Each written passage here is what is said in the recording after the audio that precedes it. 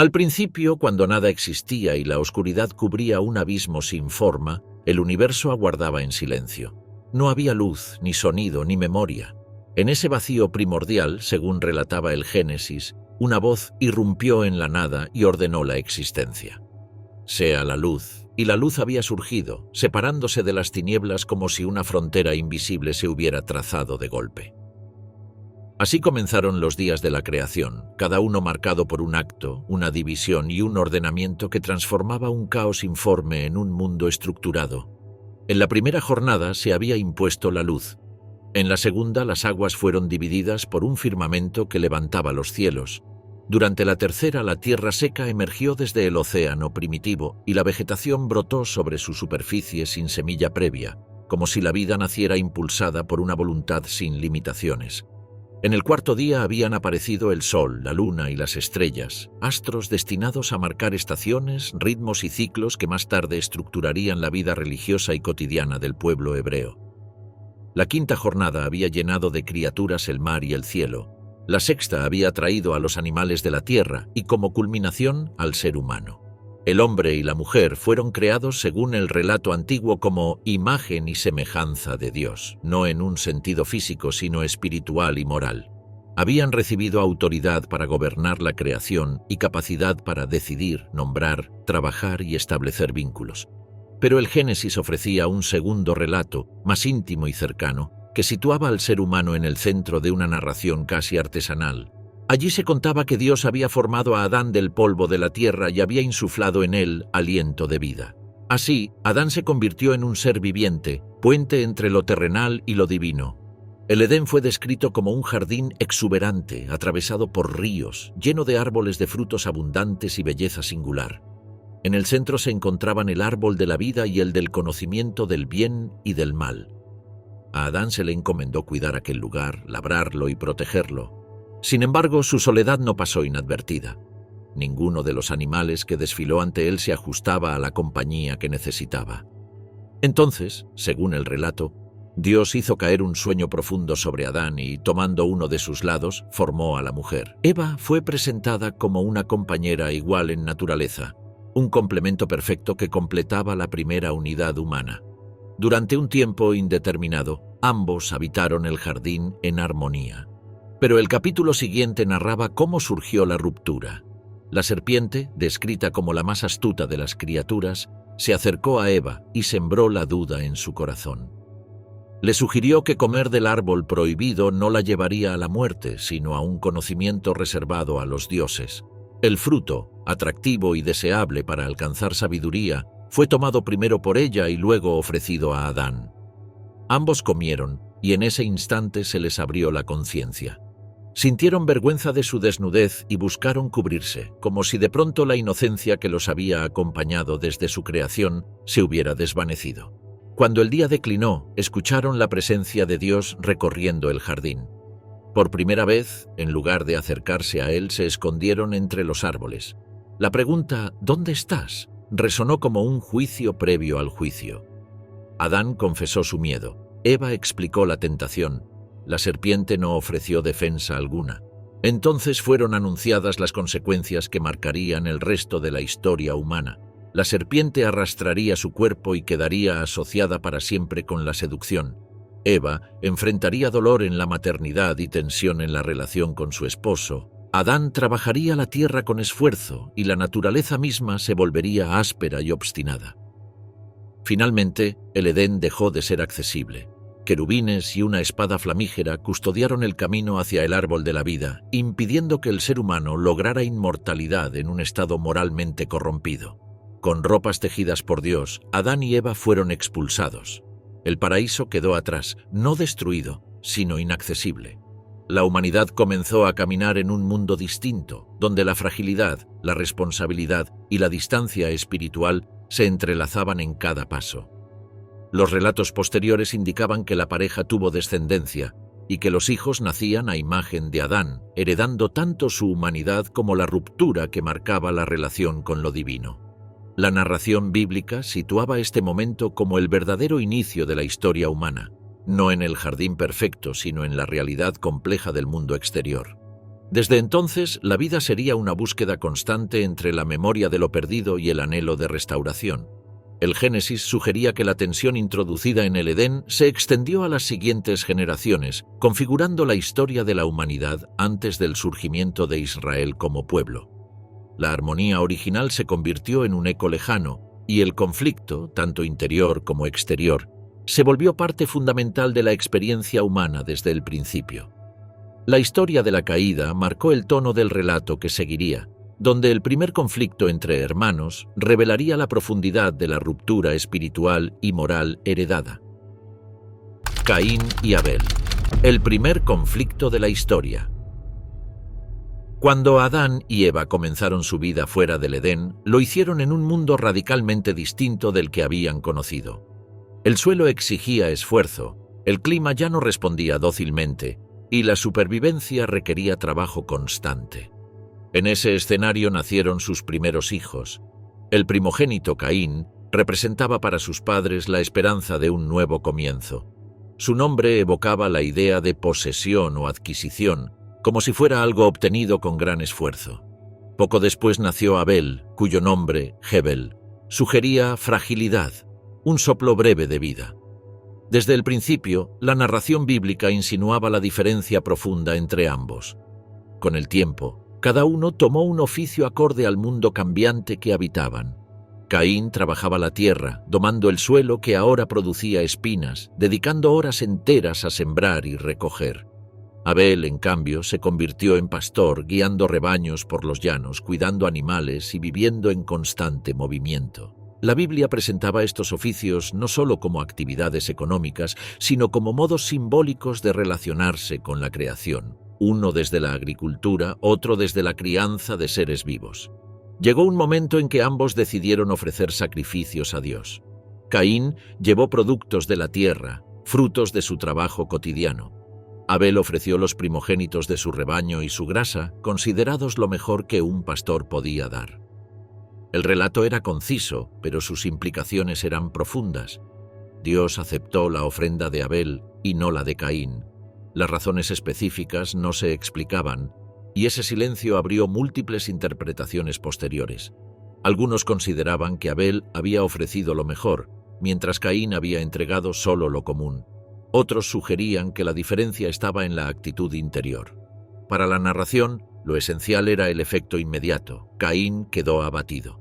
Su rostro cayó, su ánimo se oscureció y el resentimiento comenzó a crecer. En ese momento Dios le habló. Le preguntó por qué se había enojado y le advirtió que el mal, personificado como un depredador agazapado, estaba a la puerta, esperando dominarlo si él no actuaba con rectitud. Era una advertencia directa. El conflicto no estaba todavía fuera, sino dentro de él. Pero Caín no atendió la voz que lo llamaba a dominar su propia naturaleza herida. Con aparente calma, invitó a Abel a salir al campo, lejos de la vista de sus padres. Allí, en el silencio del llano, la tensión acumulada estalló.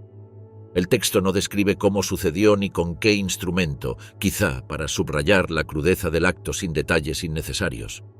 Lo cierto es que Caín se abalanzó sobre su hermano y lo mató. El primer asesinato humano no vino de un enemigo, sino de un hermano.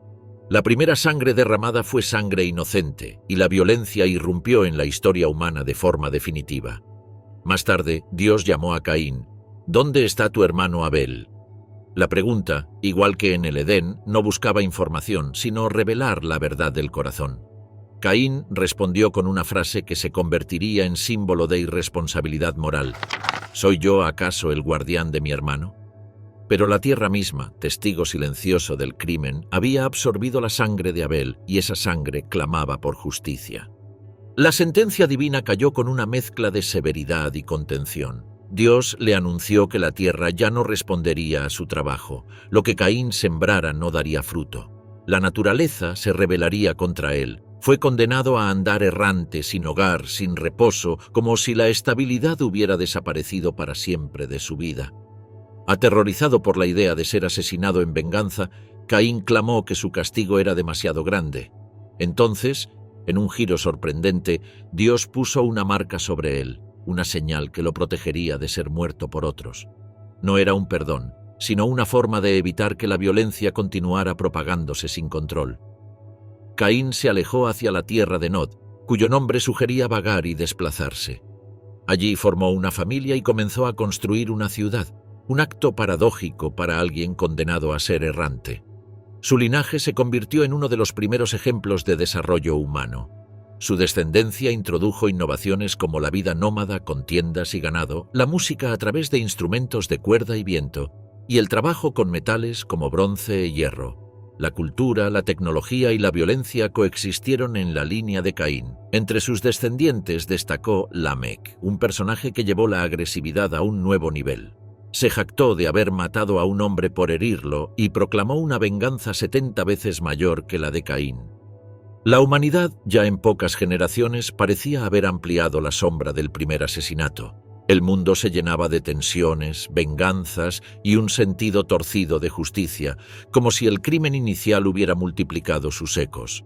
Mientras tanto, Adán y Eva enfrentaron la tragedia de haber perdido a un hijo y de ver al otro convertido en fugitivo. Con el tiempo tuvieron un nuevo hijo, Set, cuyo nombre evocaba la idea de algo restituido o puesto nuevamente en su lugar.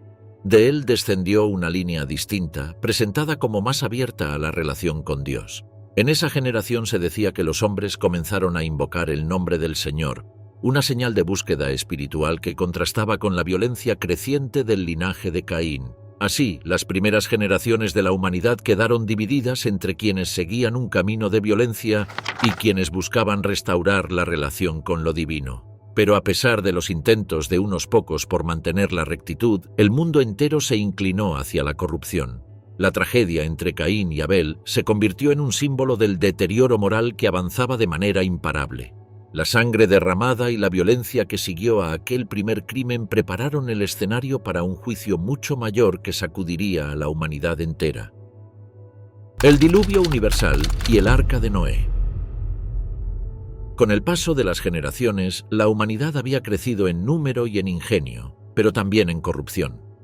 El relato del Génesis describía un mundo donde la violencia se había vuelto cotidiana, donde los corazones se inclinaban hacia el mal de manera permanente.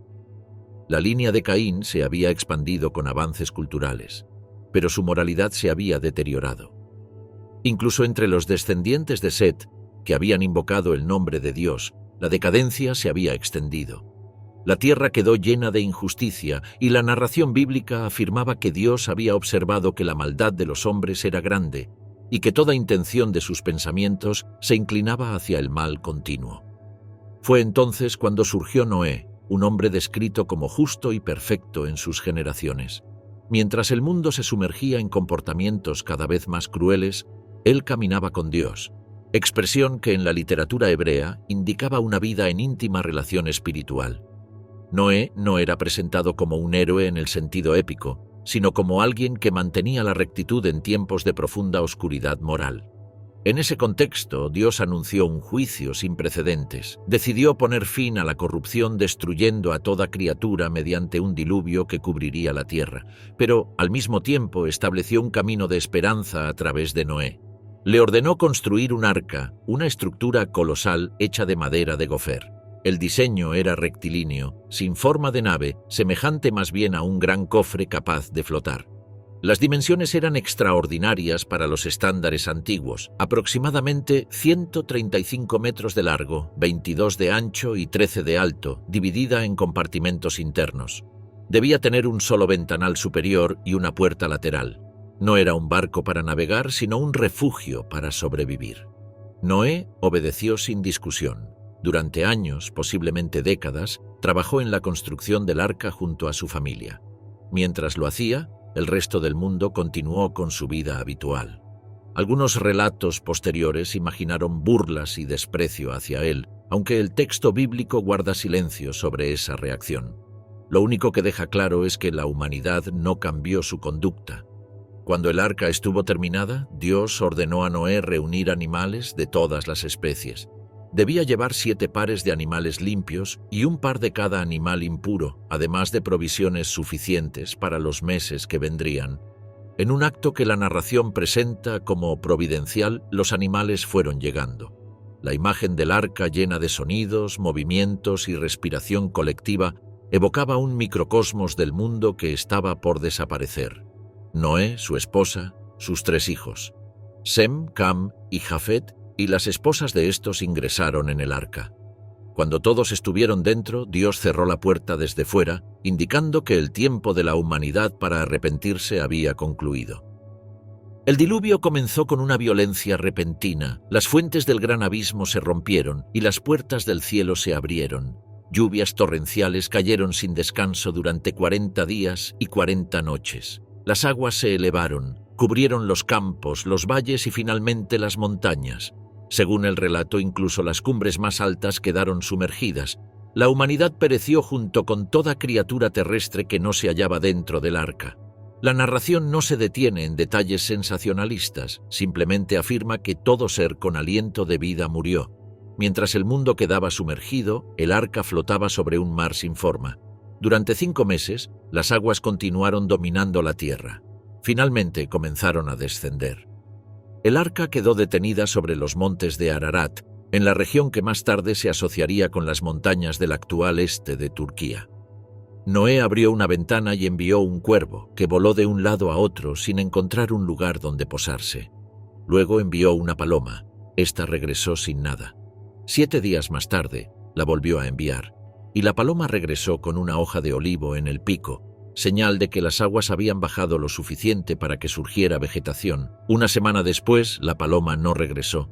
Cuando la tierra quedó seca, Dios ordenó a Noé salir del arca con su familia y los animales. Al pisar el suelo firme, Noé levantó un altar y ofreció un sacrificio con algunos de los animales limpios. La narración describe que Dios percibió aquel acto y decidió no destruir nuevamente a toda vida con un diluvio. Fue entonces cuando estableció un pacto con Noé y a través de él con todas las generaciones futuras. Nunca más las aguas cubrirían toda la tierra ni arrasarían a toda criatura. Como señal visible de aquel pacto, Dios colocó un arco de guerra colgado en el cielo, según la interpretación más antigua, que más tarde sería entendido como el arco iris. El arco recordaría que aunque la humanidad pudiera desviarse, la destrucción total no volvería a repetirse.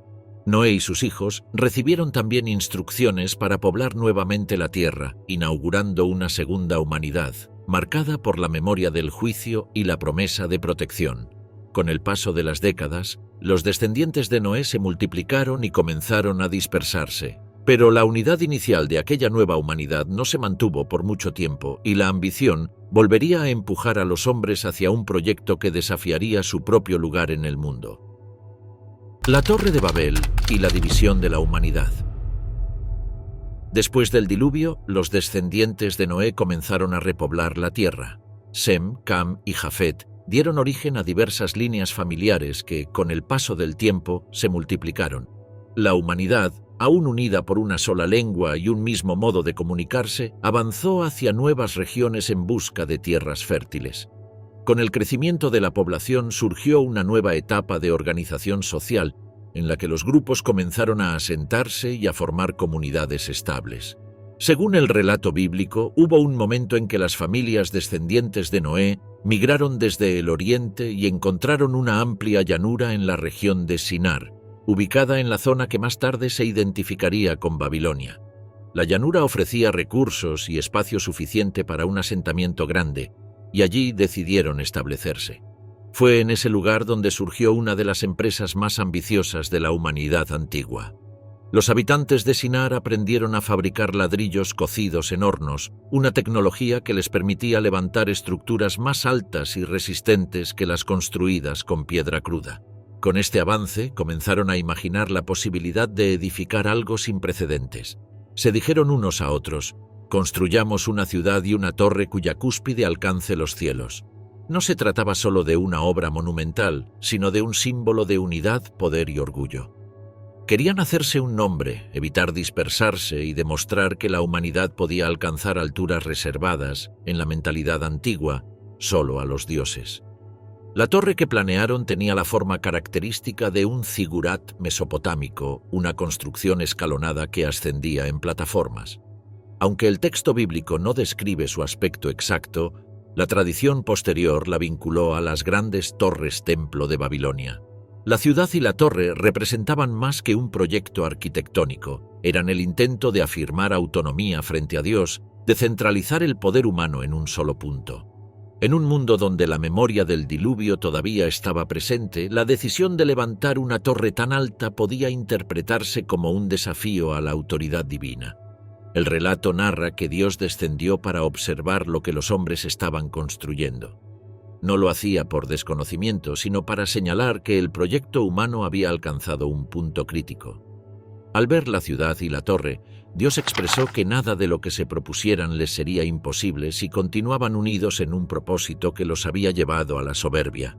En lugar de destruir la ciudad o castigar a sus constructores de manera directa, decidió intervenir en la raíz del problema, su unidad lingüística. Así, Dios confundió su lengua para que no pudieran entenderse entre sí. De pronto, las palabras perdieron sentido común, las órdenes no se comprendieron, y el proyecto quedó paralizado en medio del caos comunicacional.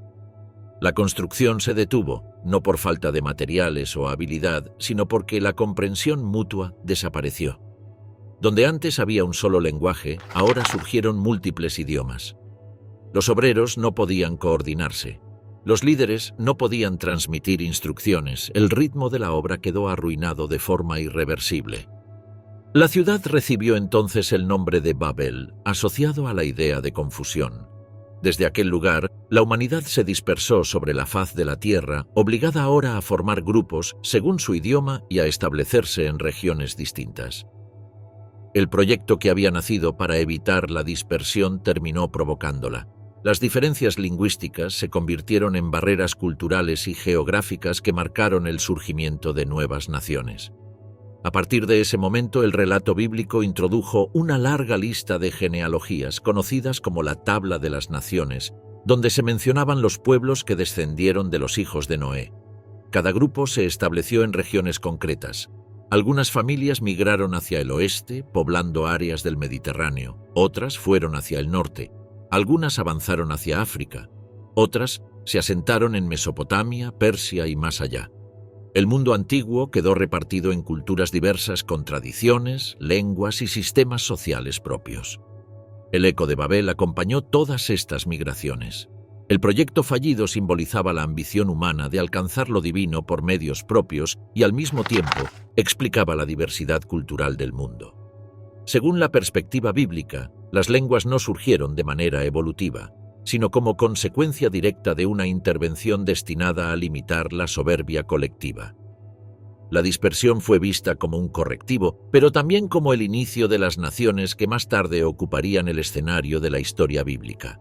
Mientras la humanidad se dividía en pueblos y territorios, la genealogía de Sem cobraba especial importancia, pues de su línea surgiría un personaje fundamental para el desarrollo del relato bíblico: Abraham. Con la dispersión consumada y la torre abandonada, la narración giraba hacia un hombre que cambiaría la historia espiritual de la humanidad y marcaría el nacimiento del pueblo escogido. Babel quedó atrás como un símbolo de confusión y límite, mientras la voz de Dios se preparaba para llamar a un nuevo protagonista. Abraham y el nacimiento del pueblo escogido. Tras la dispersión de Babel, las genealogías bíblicas siguieron el hilo de la descendencia de Sem, y entre esos nombres apareció uno que cambiaría la historia espiritual del mundo antiguo: Abram, más tarde llamado Abraham. Vivía en Ur de los Caldeos, una ciudad próspera de la antigua Mesopotamia, rodeada de templos, comercio intenso y una cultura profundamente ligada al politeísmo. Allí, en un ambiente donde los dioses se multiplicaban y las prácticas rituales marcaban la vida cotidiana, la familia de Taré, el padre de Abram, formaba parte de una sociedad en plena efervescencia urbana. Taré emprendió un viaje con su familia hacia la región de Canaán, pero se detuvo en Harán, en el norte de Mesopotamia. Fue en ese lugar donde la historia dio un giro decisivo. El relato bíblico cuenta que Dios habló a Abram, un hombre de 75 años, ordenándole dejar su tierra, su parentela y la casa de su padre para dirigirse a un lugar que él le mostraría. Esta orden contenía también una promesa monumental: Dios haría de Abram una gran nación, engrandecería su nombre y bendeciría a todas las familias de la tierra a través de él. Abram respondió con obediencia absoluta. no cuestionó ni pidió garantías. Tomó a su esposa Sarai, a su sobrino Lot, sus bienes y sus siervos, y partió hacia Canaán. Su viaje atravesó tierras áridas y fértiles, valles y montañas, hasta llegar a la zona donde se levantaba Siquem. Allí, Dios volvió a aparecer y le aseguró que entregaría aquella tierra a su descendencia.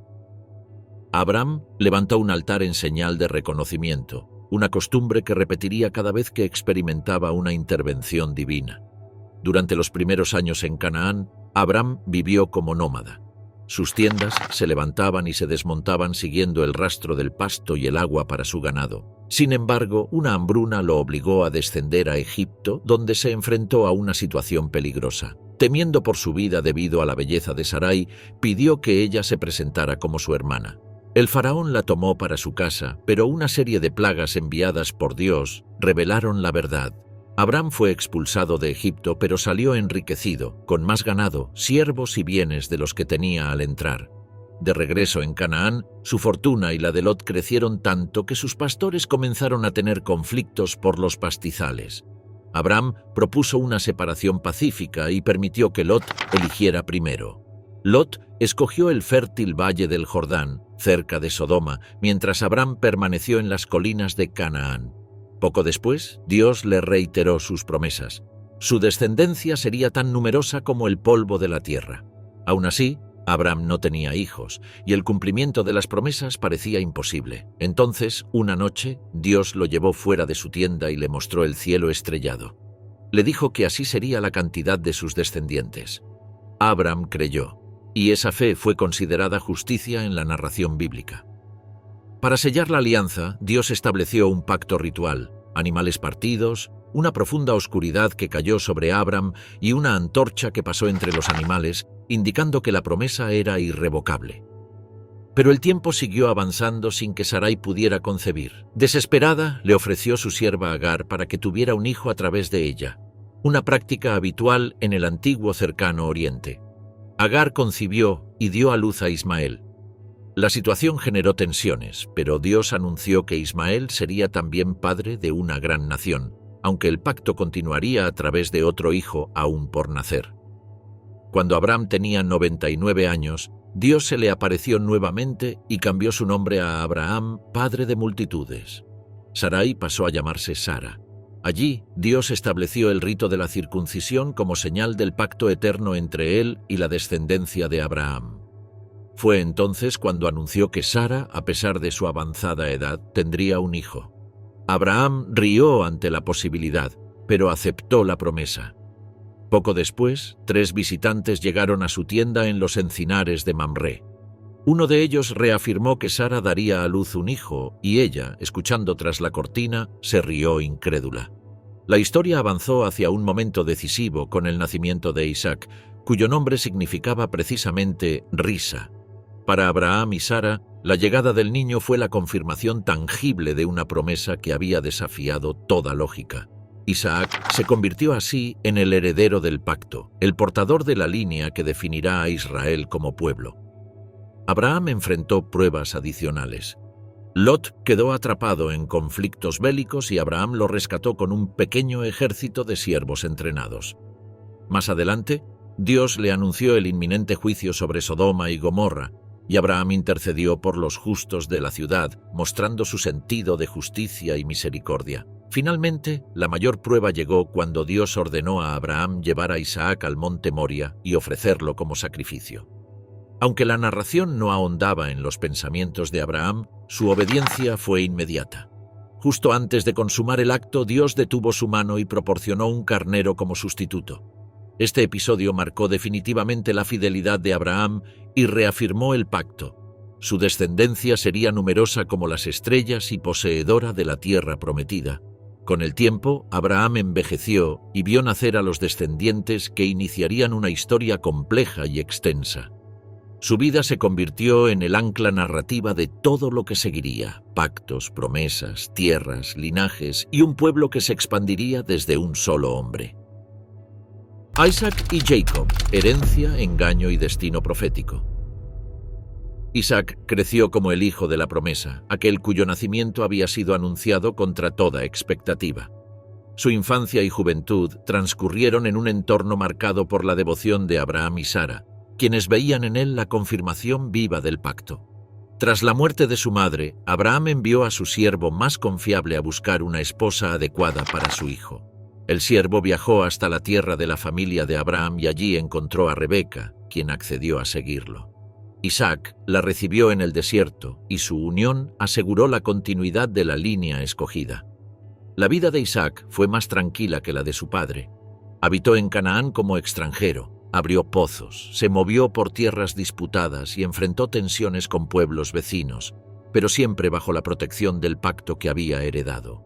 Rebeca, sin embargo, enfrentó años de infertilidad hasta que finalmente concibió. El embarazo se volvió difícil y cuando consultó a Dios recibió una profecía sorprendente. 2 naciones estaban en su vientre y el mayor serviría al menor. Esa revelación anticipó el eje central del relato de sus hijos. Los gemelos nacieron con rasgos que simbolizaban su destino. Esaú, el primero, era rojizo y cubierto de vello.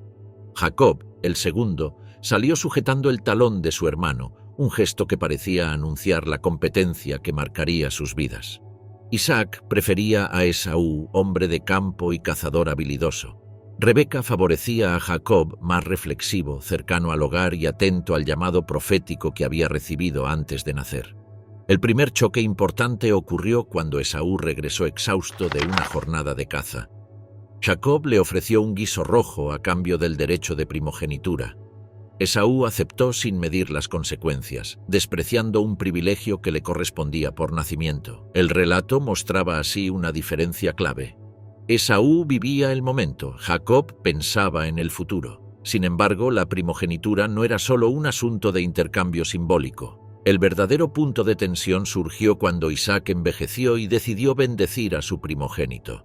Isaac, con la vista debilitada, llamó a Esaú y le pidió que cazara para él un alimento especial, después de lo cual le impartiría la bendición que confirmaría su liderazgo familiar. Rebeca escuchó la conversación y decidió intervenir. Recordaba la profecía y temía que Isaac, guiado por su preferencia, otorgara a Esaú un destino que no le correspondía según la palabra divina. Preparó entonces un plan arriesgado. Vistió a Jacob con las ropas de su hermano, cubrió sus brazos con pieles para imitar su vellosidad y lo envió ante Isaac. La escena fue tensa. Isaac dudó al escuchar la voz de Jacob, pero el olor de la ropa de Esaú y el tacto de los brazos velludos lo convencieron. Bendijo a Jacob, otorgándole prosperidad, dominio y la continuidad plena de la promesa. Minutos después llegó Esaú y descubrió el engaño. Su grito fue descrito como amargo y desesperado, una reacción que marcó el inicio de una enemistad profunda. Aunque Isaac otorgó a Esaú una bendición menor, su destino quedó supeditado al de Jacob. El odio de Esaú llevó a Jacob a escapar. Rebeca lo envió a la casa de su hermano Labán, en la región de Harán, para evitar un conflicto mortal. Jacob partió solo, sin bienes ni protección, en contraste con la abundancia en la que había crecido. En el camino se detuvo a descansar en un lugar que más tarde se llamaría Betel. Allí tuvo un sueño en el que vio una escalera que se extendía desde la tierra hasta el cielo, con ángeles subiendo y bajando por ella. Dios habló desde lo alto, reafirmando el pacto de Abraham e Isaac y asegurándole protección. Jacob despertó impresionado, consciente de que había sido elegido para continuar la línea sagrada. En Harán, Jacob trabajó para su tío Labán y se enamoró de Raquel, la menor de sus hijas. Acordó trabajar 7 años para casarse con ella, pero en la noche de bodas Labán lo engañó y le dio a Lea, la mayor. Jacob aceptó la situación y trabajó otros 7 años para obtener finalmente a Raquel. Con ambas esposas y también con sus siervas formó una familia numerosa. De esas uniones nacerían los 12 hombres que darían origen a las 12 tribus de Israel. Durante 20 años, Jacob prosperó mientras Labán intentaba manipular sus acuerdos laborales. Finalmente, Jacob decidió regresar a Canaán. Sabía que debía enfrentar a Esaú, cuyo resentimiento podría seguir vigente. En el camino, temiendo lo peor, preparó un encuentro pacífico y envió regalos para apaciguar a su hermano. La noche antes del encuentro vivió un episodio enigmático. Luchó con un ser misterioso hasta el amanecer. Al no poder vencerlo, aquel ser tocó su cadera y la dislocó, pero Jacob no lo soltó hasta recibir una bendición. Entonces el ser le dio un nuevo nombre: Israel, el que lucha con Dios y los hombres. Aquella transformación marcó un antes y un después en su identidad. Contrario a sus temores, Esaú lo recibió sin violencia y lo abrazó. Después de años de distancia, los hermanos se reencontraron sin derramamiento de sangre. Jacob continuó hacia Canaán, donde retomó la vida en la tierra prometida. Sus hijos crecieron en medio de rivalidades, tensiones y favoritismos. El más amado por Jacob sería José, cuyo destino abriría el siguiente gran capítulo de la historia. José en Egipto. De la traición al propósito. José creció en un ambiente familiar cargado de tensiones. Era el hijo mayor de Raquel, la esposa más amada de Jacob, y eso lo colocaba en una posición privilegiada. Jacob le regaló una túnica de mangas largas, prenda elaborada que simbolizaba estatus y distinción. A ojos de sus hermanos, aquella túnica era un recordatorio constante del favoritismo paterno.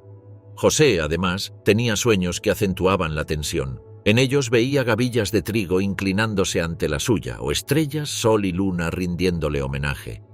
Cuando compartió estas visiones, sus hermanos lo interpretaron como una amenaza a su propio lugar dentro de la familia. La situación empeoró cuando Jacob envió a José a supervisar a sus hermanos en los campos de Siquem y Dotán. Al verlo acercarse, los hermanos conspiraron para deshacerse de él. Primero pensaron matarlo, pero Rubén, el mayor, intervino y sugirió arrojarlo a una cisterna vacía, planeando rescatarlo más tarde. Sin embargo, cuando Rubén se alejó, llegó una caravana de comerciantes ismaelitas que se dirigían a Egipto. Judá propuso vender a José como esclavo, evitando la culpa del derramamiento de sangre. Los hermanos aceptaron y lo entregaron por 20 piezas de plata. Para encubrir su acto, sacrificaron un animal, mancharon la túnica de José con su sangre y llevaron la prenda a Jacob, quien concluyó que su hijo había sido devorado por una fiera. El lamento de Jacob fue profundo y prolongado. Se negó a ser consolado, creyendo que había perdido para siempre al hijo que más amaba. Mientras tanto, José fue llevado a Egipto, una tierra poderosa con estructuras administrativas complejas y una cultura avanzada. Allí fue vendido a Potifar, un oficial del faraón y capitán de la guardia. A pesar de su condición de esclavo, José destacó por su habilidad, honestidad y capacidad de organización. Potifar lo puso al frente de su casa, confiando en él plenamente. Sin embargo, la esposa de Potifar intentó seducirlo. José rechazó sus avances, pero ella lo acusó falsamente de intentar abusar de ella. Potifar, enfurecido, lo mandó a prisión. La prisión egipcia, probablemente un lugar destinado a funcionarios caídos en desgracia, se convirtió en un escenario inesperado para el ascenso de José. Allí, su conducta llamó la atención del jefe de los guardias, quien lo puso como responsable de los demás prisioneros. Durante ese tiempo compartió celda con el copero y el panadero del faraón, ambos detenidos por ofensas no especificadas. Una noche, ambos tuvieron sueños inquietantes y José ofreció interpretarlos, atribuyendo su habilidad a Dios. El sueño del copero significaba que sería restaurado a su cargo en 3 días. El del panadero, que sería ejecutado. Las interpretaciones se cumplieron exactamente como José había dicho. José pidió al copero que mencionara su caso ante el faraón, pero éste lo olvidó. Pasaron 2 años hasta que una nueva situación cambió su destino. El faraón tuvo 2 sueños perturbadores. En el primero veía 7 vacas gordas devoradas por 7 vacas flacas. En el segundo, 7 espigas llenas consumidas por 7 espigas secas. Ningún sacerdote ni sabio de Egipto pudo explicar el significado. Fue entonces cuando el copero recordó a José y lo mencionó ante el faraón. José fue sacado de la prisión, afeitado y vestido adecuadamente para presentarse ante el gobernante. Escuchó los sueños y declaró que eran un mensaje divino. 7 años de abundancia vendrían sobre Egipto, seguidos de 7 años de hambruna tan severa que borrarían toda memoria de prosperidad. Sugirió además nombrar un administrador sabio que almacenara grano durante los años buenos. Impresionado por la claridad y prudencia de José, el faraón lo designó como segundo en autoridad sobre Egipto, dándole su anillo, vestiduras de lino y un carro para recorrer la nación. Durante los años de abundancia, José organizó depósitos en todas las ciudades, reuniendo enormes cantidades de grano. Cuando llegó la hambruna, Egipto se convirtió en el centro de abastecimiento para las regiones vecinas. Fue entonces cuando los hermanos de José llegaron desde Canaán en busca de alimento. Lo reconocieron como un gobernante egipcio, pero no como su propio hermano. José, en cambio, los identificó de inmediato. Ante ellos se mostró distante, poniendo a prueba su carácter, especialmente el de Judá, responsable indirecto de su venta. Tras varios encuentros tensos, exigencias y la aparición del menor Benjamín, José no pudo contenerse. Lloró frente a ellos y declaró su identidad. Los hermanos quedaron paralizados temiendo venganza, pero José atribuyó su destino a un propósito mayor. Lo que ellos habían intentado para mal, Dios lo había transformado en bien para preservar la vida de muchos en tiempos de hambre. Jacob, al enterarse, viajó a Egipto junto con toda su familia. Faraón les dio la región de Gosén, fértil y apta para el pastoreo. Allí el clan de Israel creció y prosperó, dando inicio a una nueva etapa en su historia. Moisés y el Éxodo, liberación, plagas y el Mar Rojo. Con el paso del tiempo, la familia de Jacob creció en Egipto y se convirtió en un pueblo numeroso. Las generaciones se sucedieron y la memoria de José, que alguna vez había salvado a la nación del hambre, comenzó a desvanecerse. Surgió un nuevo faraón que no lo conocía y que vio con preocupación el crecimiento del pueblo hebreo. Temiendo que se aliara con enemigos o que escapara del país, decidió someterlo a trabajos forzados. Los hebreos fueron obligados a construir ciudades almacén, trabajar en ladrillos y realizar labores pesadas en condiciones opresivas. Cuanto más los oprimían, más crecían, aumentando el temor del faraón. Para controlar su expansión, el faraón ordenó que los recién nacidos varones fueran arrojados al Nilo. Fue en este contexto de opresión extrema donde nació Moisés. Su madre, desesperada por salvarlo, lo escondió durante 3 meses. Al no poder ocultarlo más, preparó una cesta impermeable y la dejó entre los juncos del río. La hija del faraón lo encontró mientras se bañaba, sintió compasión y decidió adoptarlo, sin saber que la hermana del bebé la observaba desde la distancia. Gracias a esta intervención, Moisés creció bajo la protección de la corte egipcia, educado en un entorno privilegiado mientras su propia madre lo amamantaba en secreto, disfrazada de nodriza. Cuando Moisés ya era adulto, presenció cómo un egipcio golpeaba a un hebreo. Impulsado por un sentido innato de justicia, mató al agresor y escondió su cuerpo en la arena. Al día siguiente intentó mediar en una disputa entre 2 hebreos, pero fue confrontado con su crimen. Al enterarse de que el hecho había llegado a oídos del faraón, huyó al desierto de Madián. Allí encontró refugio en la casa del sacerdote Jetro, se casó con Séfora y se convirtió en pastor. Durante años llevó una vida tranquila, alejada de Egipto, aparentemente sin destino trascendente. Todo cambió cuando, mientras pastoreaba, vio una zarza que ardía sin consumirse. Al acercarse, escuchó la voz de Dios llamándolo por su nombre. Dios le reveló que había escuchado el clamor de su pueblo en Egipto y que lo enviaría a liberarlo. Moisés dudó, temió al faraón y argumentó que no era el indicado. Pero Dios le aseguró que estaría con él y le reveló un nombre sagrado: Yo soy el que soy. Para dar credibilidad a su misión, le dio signos. Su vara se transformaría en serpiente, su mano quedaría leprosa y sanaría, y el agua del Nilo se convertiría en sangre al tocar la tierra. Moisés regresó a Egipto acompañado por su hermano Aarón, quien hablaría por él. Frente al faraón, exigieron la liberación del pueblo para adorar a Dios en el desierto. El faraón se negó rotundamente y aumentó la carga laboral de los hebreos. Fue entonces cuando comenzaron las plagas, cada una dirigida contra un aspecto de la vida egipcia y, simbólicamente, contra sus dioses. El agua del Nilo se volvió sangre, ranas invadieron la tierra, mosquitos y enjambres arruinaron cosechas.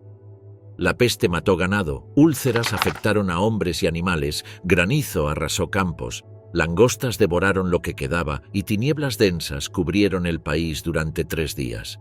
Cada vez que una plaga golpeaba, el faraón mostraba un breve momento de arrepentimiento, pero volvía a endurecer su corazón. Finalmente, se anunció la 10ª plaga, la muerte de los primogénitos de Egipto. Para proteger a los hebreos, Dios ordenó el sacrificio de un cordero y la aplicación de su sangre en los dinteles de las puertas. Esa noche, el ángel destructor pasó por la tierra, pero los hogares marcados fueron preservados. En Egipto se escuchó un clamor masivo, desde los palacios hasta las casas más humildes. El faraón, derrotado, pidió a Moisés que se llevara al pueblo y saliera de inmediato. Los hebreos partieron apresuradamente, llevando consigo panes sin levadura y riquezas que los egipcios les entregaron para acelerar su salida.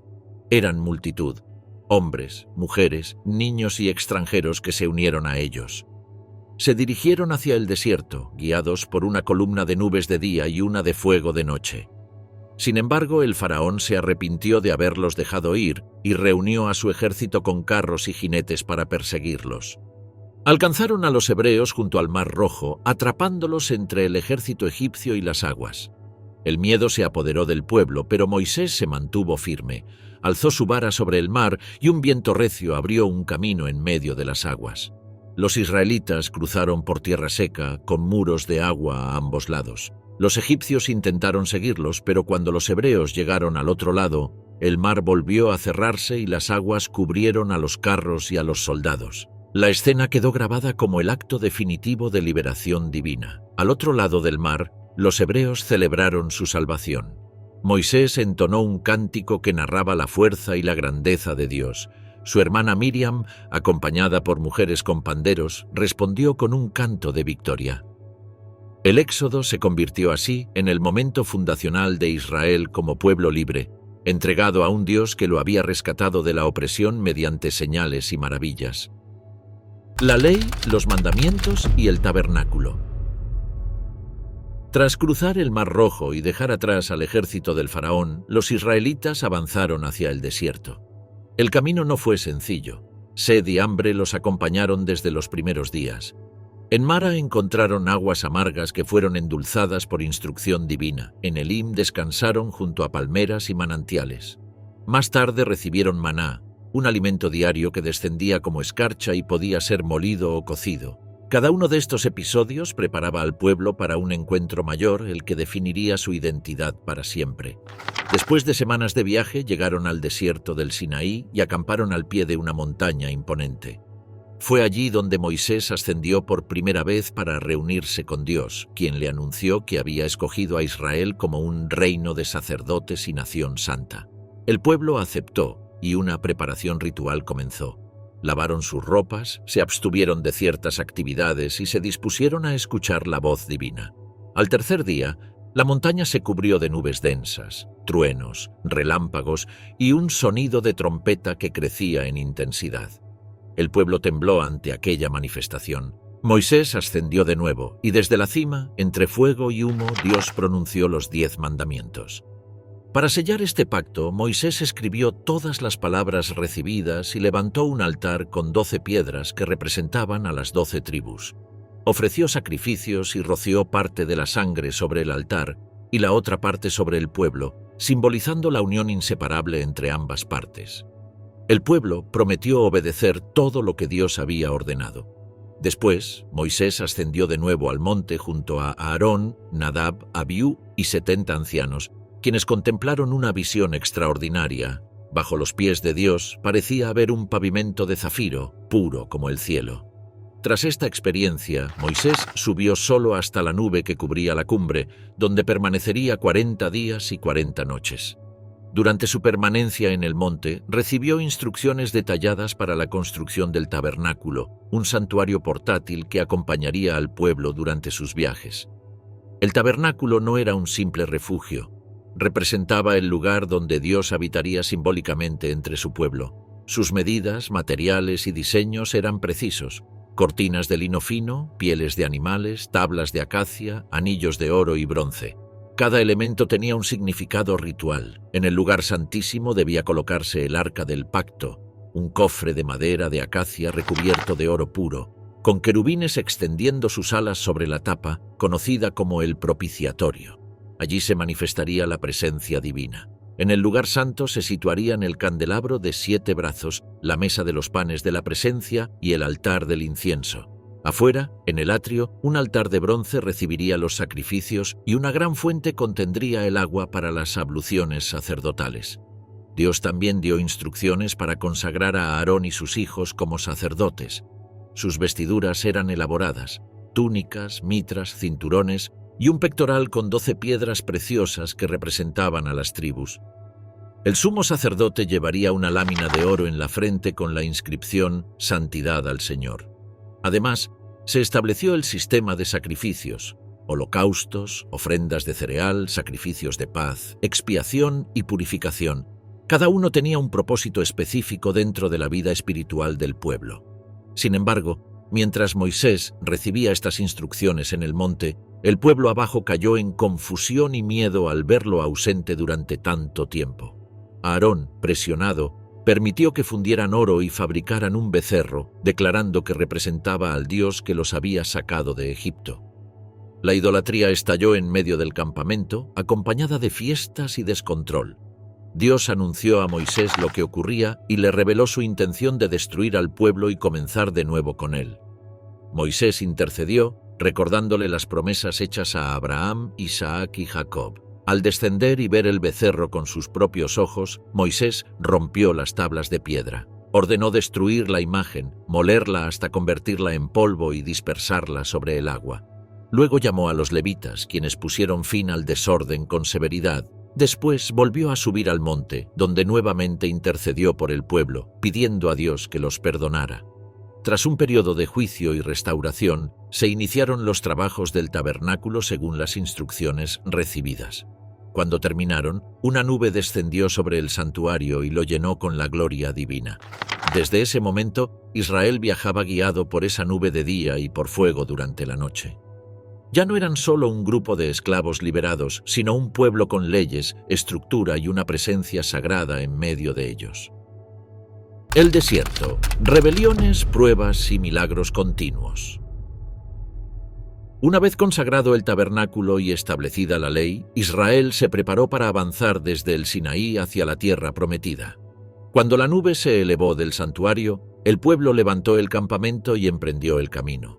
La marcha se desarrollaba en orden riguroso. Las tribus avanzaban según su posición, los levitas cargaban los componentes del tabernáculo y los sacerdotes se mantenían cerca del arca del pacto. La presencia divina guiaba cada etapa, pero el desierto pronto reveló la fragilidad del pueblo. Apenas comenzaron a alejarse del Sinaí, surgieron quejas. Algunos lamentaban la dureza del camino, otros murmuraban por la escasez de alimentos, recordando con nostalgia los platos de Egipto, como si la esclavitud hubiera sido más tolerable que la libertad en condiciones inciertas. En un episodio temprano, el pueblo clamó por carne con insistencia. Dios envió codornices en abundancia, pero también una plaga que castigó su ingratitud. Las tensiones no se limitaban a la comunidad. Incluso Aarón y Miriam cuestionaron la autoridad de Moisés. Miriam fue afectada por una lepra repentina como señal de corrección y solo sanó cuando Moisés intercedió por ella. El viaje continuó hasta llegar a las fronteras de Canaán. Allí, Moisés envió 12 espías para reconocer la tierra. Durante 40 días exploraron valles, colinas y ciudades fortificadas. Regresaron con frutos extraordinarios y la confirmación de que la tierra era fértil. Sin embargo, 10 de ellos informaron que los habitantes eran fuertes y sus ciudades imposibles de conquistar. Solo Josué y Caleb mostraron confianza en la promesa divina. El pueblo, dominado por el miedo, lloró y propuso nombrar un nuevo líder para regresar a Egipto. Este acto marcó un punto crítico. Dios declaró que esa generación no entraría en la tierra prometida. Vagaría 40 años por el desierto hasta que sus hijos heredaran lo que ellos habían despreciado. Durante esos años, el desierto se convirtió en escenario de episodios decisivos. Uno de los más graves fue la rebelión de Coré, Datán y Abiram, líderes que cuestionaron el papel exclusivo de Moisés y Aarón. La narrativa describía cómo la tierra se abrió bajo sus pies, tragándolos junto con sus familias y tiendas, mientras un fuego consumía a los hombres que ofrecieron incienso sin autorización. El episodio reafirmó el papel sacerdotal de Aarón y la autoridad de Moisés frente al pueblo. La vida cotidiana en el desierto también estuvo marcada por pruebas físicas. El agua escaseaba. En una ocasión, en Refidim, el pueblo se quejó al punto de amenazar a Moisés. Dios le ordenó golpear una roca, de la cual brotó agua suficiente para la multitud. Años después, en una situación similar, Moisés desobedeció las instrucciones divinas y golpeó la roca en vez de hablarle. Aunque el agua fluyó, este acto le costó el derecho a entrar en la tierra prometida. La presión constante del liderazgo dejó una marca profunda incluso en Moisés. Hubo también amenazas externas. Amalek atacó a Israel y Josué encabezó la defensa militar mientras Moisés, en una colina cercana, sostenía su vara. Cuando la levantaba, Israel prevalecía. Cuando la bajaba, el enemigo tomaba ventaja. Aarón y Hur sostuvieron sus brazos hasta el final de la batalla. Este episodio anticipó el papel que Josué tomaría más adelante como líder militar durante la conquista de Canaán. En medio de tantas pruebas también hubo episodios de renovación espiritual. Dios estableció leyes adicionales sobre sacrificios, pureza y festividades. Las familias ofrecían ofrendas en momentos clave y las tribus se reunían para recordar los actos de liberación. La nube continuaba guiando la marcha, deteniéndose cuando el pueblo debía acampar y levantándose cuando debía avanzar. Cada movimiento reafirmaba la dependencia directa de Dios. Sin embargo, la tendencia del pueblo a desviarse persistió. En una ocasión, impacientes por el viaje, comenzaron nuevamente a quejarse. Dios envió serpientes venenosas que atacaron el campamento. Cuando el pueblo pidió perdón, Moisés recibió la orden de levantar una serpiente de bronce sobre un asta. Quien la mirara sería sanado. Este símbolo se transformó en uno de los elementos más llamativos del período del desierto, representando el vínculo entre juicio y misericordia. A medida que la generación adulta se extinguía, la nueva generación comenzó a prepararse para entrar a Canaán. Durante esta etapa final surgieron conflictos con reinos vecinos. El rey de Edom negó el paso a Israel. Los amorreos se opusieron y fueron derrotados. El rey Balac de Moab temió la presencia del pueblo e intentó contratar a Balaam, un adivino, para maldecirlos. Pero cada vez que Balaam intentaba pronunciar una maldición, terminaba proclamando bendiciones, afirmando que no podía contradecir la voluntad divina. En las llanuras de Moab, al este del Jordán, la comunidad se estableció esperando la orden de avanzar hacia la tierra prometida. Desde allí podían ver las tierras fértiles al otro lado del río, pero antes de entrar debían consolidar su identidad, recordar las leyes y aceptar el pacto que los distinguiría de los pueblos vecinos. Moisés comenzó a preparar sus últimos discursos y aclaraciones de la ley, consciente de que su vida se acercaba a su fin. La conquista de Canaán y la era de los jueces.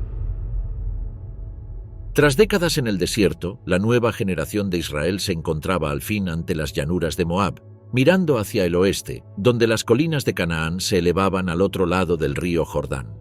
Moisés, consciente de que no cruzaría con ellos, pronunció sus discursos finales, recordando la ley y el pacto. Después, ascendió al monte Nebo, desde cuya cima contempló la tierra prometida antes de morir. Con su partida, el liderazgo pasó a Josué, hombre de guerra y fe constante, quien había acompañado a Moisés desde la juventud. El cruce del Jordán marcó el inicio oficial de la conquista. Cuando los sacerdotes que llevaban el arca del pacto pusieron sus pies en las aguas, el río se detuvo río arriba, permitiendo que el pueblo atravesara en seco. Este milagro recordó al cruce del Mar Rojo y confirmó que el mismo poder que los había liberado continuaba guiándolos. Una vez en Canaán, levantaron 12 piedras como memorial y se establecieron en Gilgal. La primera gran ciudad que enfrentaron fue Jericó, famosa por sus murallas fortificadas. Según las instrucciones divinas, Israel debía rodear la ciudad una vez por día durante 6 días, en silencio, mientras los sacerdotes tocaban trompetas de cuerno de carnero. El 7º día la rodearon 7 veces. Al sonido final de las trompetas y el clamor del pueblo, las murallas se desplomaron. La ciudad cayó sin batalla convencional, convirtiéndose en símbolo del poder divino sobre las estructuras humanas más imponentes. Solo Rahab, una mujer que había protegido a los espías, fue salvada junto con su familia. Sin embargo, poco después, Israel sufrió una derrota inesperada en Jai. El motivo se reveló como una transgresión interna. Un hombre llamado Acán había tomado objetos prohibidos durante la destrucción de Jericó. Su pecado afectó a toda la comunidad. Tras resolver esta falta, Israel volvió a enfrentarse a Jai y la conquistó mediante una estrategia militar coordinada entre emboscada y ataque frontal. La campaña continuó con 2 fases, la conquista del sur y la del norte. En el sur, Israel derrotó a varios reyes cananeos que habían formado una coalición. En el norte, enfrentaron una alianza aún mayor, encabezada por el rey Jabín de Jasor. La victoria sobre estas coaliciones consolidó la presencia israelita en la región. Sin embargo, la conquista no fue total. Varias ciudades quedaron habitadas por pueblos nativos, lo cual se convertiría en un problema futuro. Con la tierra asegurada en gran medida, Josué distribuyó los territorios entre las 12 tribus. Cada una recibió una región específica, desde la fértil costa del Mediterráneo hasta las colinas del interior y las zonas montañosas. Los levitas, encargados del sacerdocio, no recibieron tierras, sino ciudades distribuidas entre las tribus. Tras completar su misión, Josué se despidió del pueblo exhortándolo a permanecer fiel al pacto. Finalmente murió siendo anciano y fue enterrado en la tierra que él mismo había conquistado. Con la muerte de Josué comenzó uno de los periodos más turbulentos del Antiguo Testamento, la era de los jueces. Sin un líder central, Israel vivió en un ciclo recurrente. Primero prosperaban en la tierra, luego se mezclaban con los pueblos cananeos y adoptaban prácticas idolátricas. La infidelidad los llevaba a ser oprimidos por enemigos externos. Después clamaban a Dios y Él levantaba un juez, un líder carismático que los liberaba. Tras su muerte, el ciclo comenzaba de nuevo. Entre los jueces, algunos alcanzaron notoriedad por sus hazañas. Otoniel fue el primero, liberando a Israel de la opresión de un rey mesopotámico. Ehud, zurdo, asesinó al rey Eglón de Moab de manera audaz. Débora, profetisa y figura excepcional en una sociedad patriarcal, coordinó junto a Barak la victoria sobre Sísara, general cananeo. La canción de Débora celebró esta victoria con un lenguaje poético que resaltaba la intervención divina.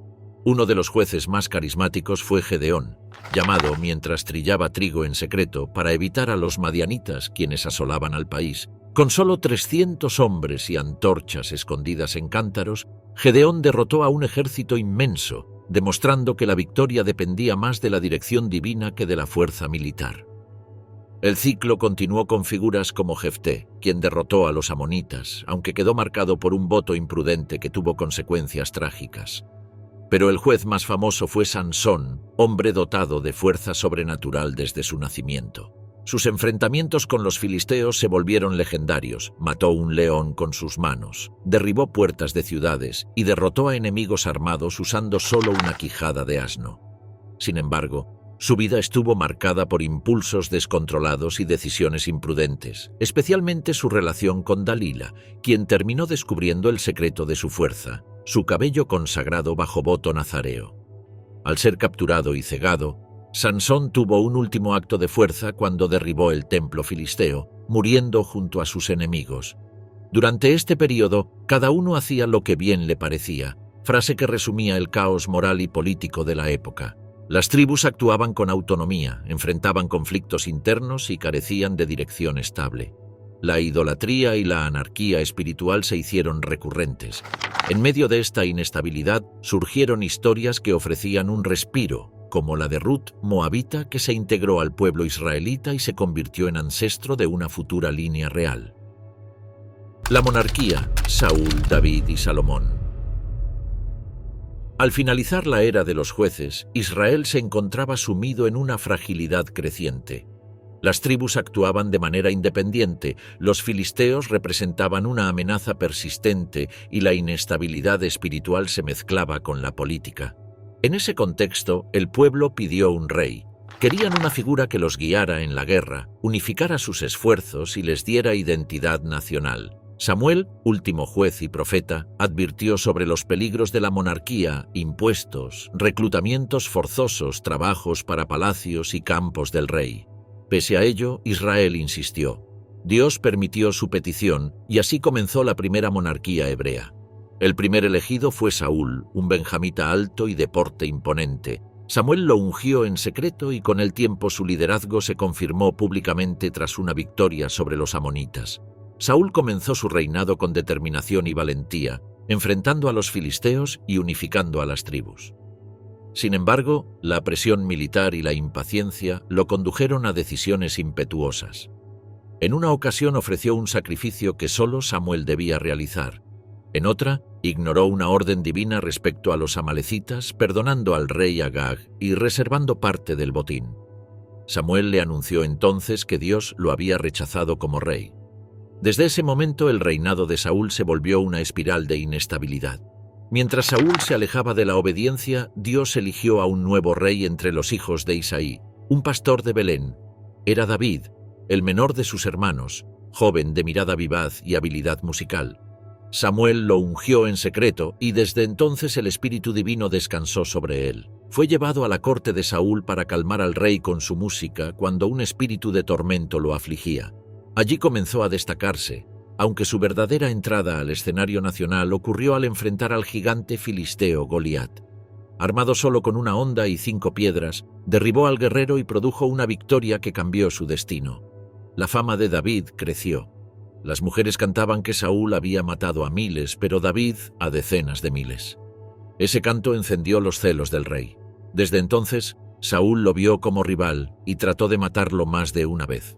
David huyó y vivió como fugitivo, reuniendo a un grupo de hombres leales.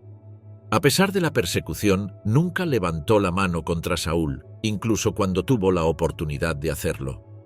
Años después, Saúl murió en batalla contra los filisteos en el monte Gilboa, y David lloró su muerte con sinceridad. Tras un periodo de disputas internas, David fue reconocido como rey de todo Israel. Estableció su capital en Jerusalén, ciudad neutral entre las tribus, y la convirtió en centro político y espiritual del reino. Uno de sus primeros actos fue traer el Arca del Pacto a la ciudad, acompañada por música y celebraciones. Su gobierno se caracterizó por victorias militares, alianzas estratégicas y una administración creciente. David consolidó fronteras, derrotó enemigos y estableció un reino que prosperó bajo su liderazgo. Sin embargo, su vida no estuvo libre de sombras. Uno de los episodios más oscuros fue su relación con Betsabé, la esposa de Urías elitita. Tras verla bañarse, la deseó y la hizo llevar al palacio. Cuando ella quedó embarazada, trató de ocultarlo y, al no lograrlo, ordenó que Urías fuera colocado en la parte más peligrosa del combate, donde murió. El profeta Natán confrontó a David con una parábola que reveló la injusticia cometida. David reconoció su culpa, pero las consecuencias afectaron profundamente a su familia. Su hijo Absalón, motivado por agravios y ambiciones, se rebeló, proclamándose rey. David huyó momentáneamente, enfrentó humillaciones y finalmente recuperó el trono tras una guerra dolorosa que terminó con la muerte de Absalón. Pese a estas tragedias, el reinado de David dejó un legado espiritual duradero. Dios estableció con él un pacto. Su linaje reinaría para siempre y de su descendencia surgiría un rey cuya autoridad sería eterna. Con esta promesa, David preparó materiales para un futuro templo, aunque se le prohibió construirlo debido a que había derramado mucha sangre en guerras. Su muerte marcó el final de una era y abrió paso a uno de los reinados más brillantes del Antiguo Testamento. Salomón, su hijo, asumió el trono con sabiduría precoz. Cuando Dios se le apareció en sueños y le ofreció concederle cualquier petición, Salomón pidió entendimiento para gobernar con justicia. Esta solicitud agradó a Dios, quien le otorgó sabiduría incomparable, además de riquezas y honor. Su reinado estuvo marcado por la paz, prosperidad y desarrollo cultural. Gobernantes de todas las naciones venían a escucharlo, incluyendo la célebre reina de Saba, quien quedó impresionada por su sabiduría y esplendor. El mayor logro de Salomón fue la construcción del templo en Jerusalén, una obra monumental que sustituyó al tabernáculo. El edificio, adornado con oro, cedro y piedras preciosas, se convirtió en centro del culto israelita. Tras su dedicación, una nube llenó el templo como señal de la presencia divina. Israel vivió entonces su época de mayor estabilidad, con un comercio floreciente y fronteras seguras. Sin embargo, Salomón también cayó en excesos. Tomó numerosas esposas extranjeras que introdujeron cultos paganos en Jerusalén. Su enorme aparato administrativo demandó impuestos y trabajos forzosos que generaron tensiones. Aunque su reinado fue espléndido, su vejez estuvo marcada por una peligrosa inclinación hacia la idolatría, lo que provocó que Dios anunciara la futura división del reino. La división del reino y los profetas. Tras la muerte de Salomón, el esplendor del Reino Unido comenzó a desmoronarse. Su hijo Roboam heredó el trono, pero no la sabiduría de su padre. Cuando las tribus del norte se reunieron en Siquem para coronarlo, expresaron su deseo de alivio. Los impuestos y cargas laborales impuestas por Salomón habían sido pesados y querían que el nuevo rey los redujera. Roboam pidió consejo. Los ancianos le recomendaron ser benévolo. Los jóvenes que crecieron con él le sugirieron responder con dureza. Roboam eligió el camino de la arrogancia. Declaró que aumentaría las cargas aún más, afirmando que su mano sería más pesada que la de su padre. Con esas palabras selló el destino del reino. Las tribus del norte se rebelaron y nombraron como rey a Jeroboam, antiguo funcionario de Salomón que había huido a Egipto tras recibir una profecía que anunciaba su ascenso. Roboam regresó a Jerusalén y conservó solo 2 tribus, Judá y Benjamín. Así nacieron 2 reinos, Israel al norte, con capital inicial en Siquem y luego en Samaria, y Judá al sur, con Jerusalén como centro político y espiritual. La división fue más que política, representó un quiebre espiritual que marcaría los siglos siguientes. Jeroboam, temiendo que su pueblo regresara a Jerusalén para ofrecer sacrificios y renovar la lealtad al trono davídico, estableció 2 santuarios alternativos en Betel y Dan. Allí colocó becerros de oro y proclamó que esos eran los dioses que habían sacado a Israel de Egipto. Con estas acciones, consolidó una idolatría estatal que arrastraría al reino del norte hacia una espiral de desviaciones religiosas. A lo largo de su historia, Israel tendría reyes poderosos militarmente, pero casi ninguno fiel a la ley. En el norte surgieron dinastías efímeras marcadas por asesinatos, conspiraciones y alianzas inestables. Reyes como Omri establecieron capitales duraderas, especialmente Samaria. Su hijo Acab se casó con Jezabel, princesa fenicia que introdujo el culto a Baal con una fuerza sin precedentes. Bajo su influencia se levantaron templos, altares y una corte de sacerdotes paganos.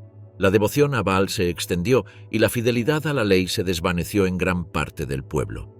Fue en este contexto que aparecieron los profetas, figuras que hablaban con autoridad moral y espiritual frente a reyes, sacerdotes y multitudes. Entre ellos destacó Elías, quien desafió a Acab y Jezabel con una audacia única. Elías proclamó una sequía como juicio divino, se refugió en el arroyo Kerit, fue alimentado por cuervos y luego encontró asilo en casa de una viuda en Sarepta, donde ocurrió el milagro del aceite y la harina interminables. Más tarde, en el Monte Carmelo, desafió a 450 profetas de Baal. Tras clamar a Dios, un fuego cayó del cielo y consumió el sacrificio de Elías, mientras los sacerdotes de Baal no lograron obtener respuesta alguna. La victoria fue decisiva, pero el poder de Jezabel persistió. Elías huyó, temeroso, hasta el monte Horeb, donde escuchó la voz divina no en tormentas ni terremotos, sino en un susurro apacible. Tras Elías, surgió Eliseo, cuya obra amplió la influencia profética a nivel social y militar. Eliseo multiplicó aceite para viudas, purificó aguas contaminadas, sanó a Naamán, general sirio, y acompañó campañas militares donde la visión espiritual determinaba estrategias. Tanto Elías como Eliseo representaron la insistencia divina en llamar a Israel al arrepentimiento en una época de idolatría creciente. A pesar de estas intervenciones, Israel siguió alejándose de la ley. Los reyes sucesivos no abandonaron los becerros de Jeroboam y la violencia política se intensificó. Finalmente, en el siglo VIII a.C., el imperio asirio surgió como una potencia devastadora. Bajo reyes como Salmanasar y Sargón II, Asiria conquistó Samaria tras un asedio prolongado. Israel fue destruido como reino independiente. Muchos habitantes fueron deportados, mezclados con otros pueblos y absorbidos en el vasto territorio asirio. Así desaparecieron las llamadas 10 tribus perdidas. Mientras el norte caía, Judá mantuvo una continuidad más estable debido a la dinastía davídica. Sin embargo, tampoco estuvo libre de crisis espirituales. Algunos reyes promovieron reformas y restauraron el templo, otros introdujeron prácticas paganas dentro de la propia Jerusalén. Reyes como Ezequías y Josías destacaron por su fidelidad. Ezequías resistió la invasión asiria y presenció la destrucción del ejército enemigo en circunstancias extraordinarias. Josías llevó a cabo una amplia reforma al descubrir el libro de la ley en el templo, renovando el pacto con entusiasmo. Pero las fuerzas del mundo antiguo seguían reconfigurándose. Tras la caída de Asiria, Babilonia emergió como el nuevo poder dominante bajo Nabucodonosor II. Judá se encontró atrapado entre potencias rivales y decisiones erráticas de sus reyes. Los profetas, como Isaías, Jeremías, Miqueas y Sofonías, denunciaron idolatría, injusticia y alianzas políticas imprudentes. Advirtieron que si Judá no regresaba al pacto, enfrentaría un juicio similar al del Reino del Norte. A pesar de estas advertencias, la corrupción continuó. El templo se convirtió en un símbolo vacío para muchos. La justicia se torcía, los pobres eran oprimidos y los líderes confiaban más en tratados políticos que en la ley divina. Finalmente, en el año 586 a.C., Jerusalén cayó. Babilonia destruyó el templo, incendió la ciudad y deportó a la población hacia tierras extranjeras. El reino de Judá dejó de existir y la promesa davídica pareció quedar suspendida en el aire como un eco sin cumplimiento visible. El exilio en Babilonia y el regreso a Jerusalén. La caída de Jerusalén en manos de Babilonia marcó el momento más oscuro de la historia de Judá. Las murallas fueron derribadas, el templo, que era el centro espiritual del pueblo, ardió hasta quedar en ruinas y los objetos sagrados fueron llevados a los palacios de Nabucodonosor. La élite política, militar y religiosa fue deportada a Babilonia, mientras que los más pobres quedaron en la tierra para trabajar en los campos bajo la supervisión de gobernadores extranjeros. La monarquía davídica se extinguió ante los ojos del pueblo, y la pregunta que dominó esos años fue inevitable. ¿Había Dios abandonado su pacto? Entre los primeros deportados se encontraba Daniel, junto con jóvenes nobles seleccionados para servir en la corte babilónica. Recibieron educación, lengua y costumbres caldeas, pero Daniel y sus compañeros se negaron a contaminarse con la comida y el vino del rey, manteniendo la fidelidad a las leyes alimentarias. Su integridad lo llevó a ascender en la administración imperial. Daniel interpretó sueños que los sabios de Babilonia no podían desentrañar y reveló al rey visiones de reinos futuros que surgirían y caerían uno tras otro. Su vida se convirtió en un testimonio de que la fidelidad podía sobrevivir incluso en los centros del poder extranjero. La fe del pueblo no fue destruida en Babilonia. Se reorganizó. Sin templo, sin altar y sin ciudad santa, surgieron nuevas formas de reunión y enseñanza. Las escrituras comenzaron a recopilarse y preservarse con mayor celo. Los profetas continuaron ofreciendo esperanza. Ezequiel, junto al río Quebar, tuvo visiones impresionantes, un carro celestial, querubines con ruedas llenas de ojos y la gloria divina abandonando el templo antes de su destrucción.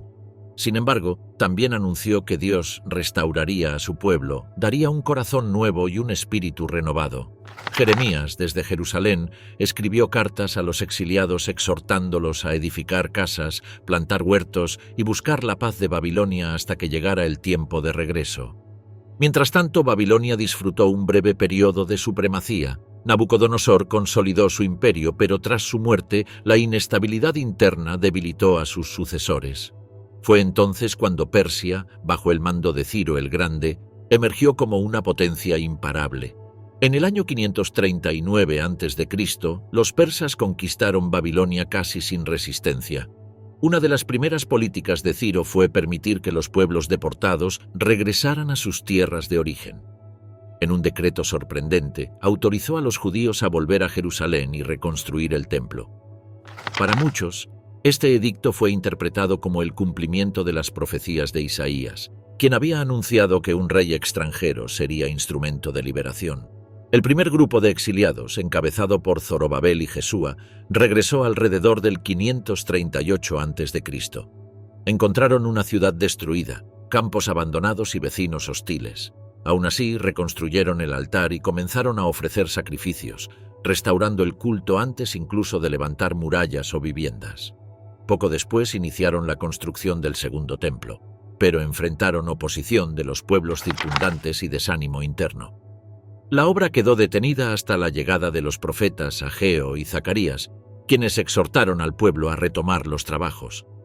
Finalmente, el templo fue concluido en el 516 a.C., 70 años después de su destrucción. Décadas más tarde, un segundo grupo regresó bajo el liderazgo de Esdras, un sacerdote y escriba experto en la ley. Esdras impulsó una reforma espiritual, enseñó la ley pública y solemnemente confrontó prácticas contrarias al pacto y llamó al pueblo a recuperar su identidad. Su labor reavivó la conciencia religiosa de la comunidad, fortaleciendo sus estructuras internas. El proceso culminó con la llegada de Nehemías, copero del rey persa Artajerjes. Al enterarse del estado deplorable de las murallas de Jerusalén, pidió permiso para viajar y dirigir su reconstrucción. Con gran habilidad organizativa, Nehemías motivó a cada familia, gremio y grupo de la ciudad para trabajar en tramos específicos del muro. La obra avanzó a pesar de las amenazas externas y las conspiraciones internas. Los enemigos de Judá intentaron intimidarlo, ridiculizarlo y enviarle mensajes falsos, pero Nehemías mantuvo la firmeza. En apenas 52 días, las murallas quedaron restauradas. Con la ciudad protegida, Esdras reunió al pueblo en una gran asamblea. Leyó la ley desde la mañana hasta el mediodía, mientras levitas explicaban el sentido de cada precepto. El pueblo lloró al escuchar palabras que habían olvidado, pero Esdras y Nehemías los animaron a celebrar, afirmando que la alegría del Señor era su fuerza. Renovaron el pacto y se comprometieron a observar los mandamientos, las festividades y el descanso sabático, así como a evitar prácticas idolátricas y matrimonios que diluyeran su identidad espiritual. Aunque Judá nunca volvió a ser un reino independiente durante ese periodo, pues permaneció bajo dominio persa, el regreso marcó el renacer de una comunidad organizada, consciente de su historia y de su misión. El templo, las murallas, la ley y el sacerdocio fueron restaurados, sentando las bases del judaísmo que perduraría durante siglos. Las voces proféticas se silenciaron gradualmente, pero dejaron en los escritos una visión hacia el futuro, la expectativa de un Mesías, de un descendiente de David que restauraría por completo la gloria perdida. Pero esa es otra historia.